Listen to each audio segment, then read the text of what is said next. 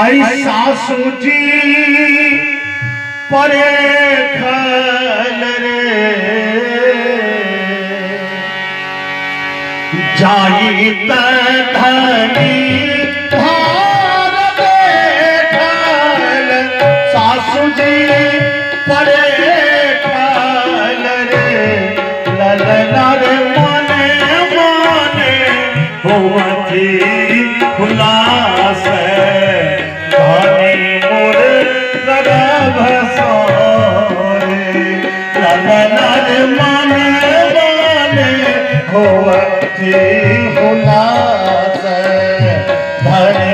मोर गरभ सोरे।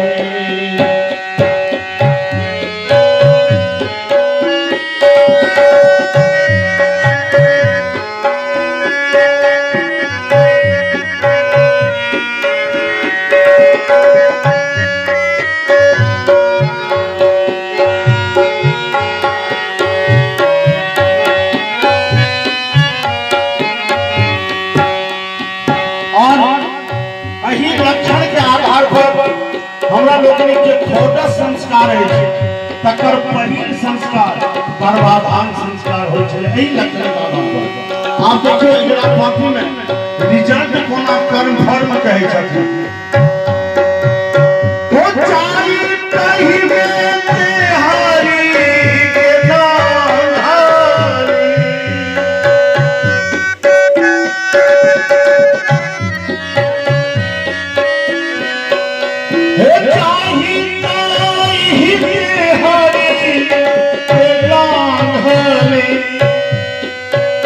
दहीना पैर आगा भेल रे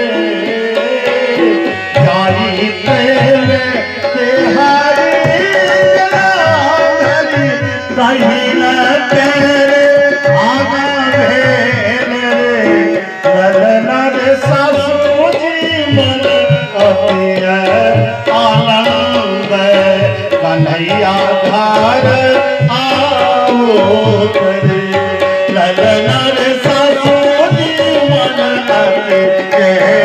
आनंद कन्हैया घर आओ करे प्रार्थना ही गणपति ध्यान प्रार्थना ही गणपति पूजाव देवता मनाय रे ललना रे नगारा पठाय बहार सोहर गाय रे ललना रे नगारा पठाय बहार सोहर गाय रे। बाबू जो बरुआ के बाबा साहब जगह हो रखे हैं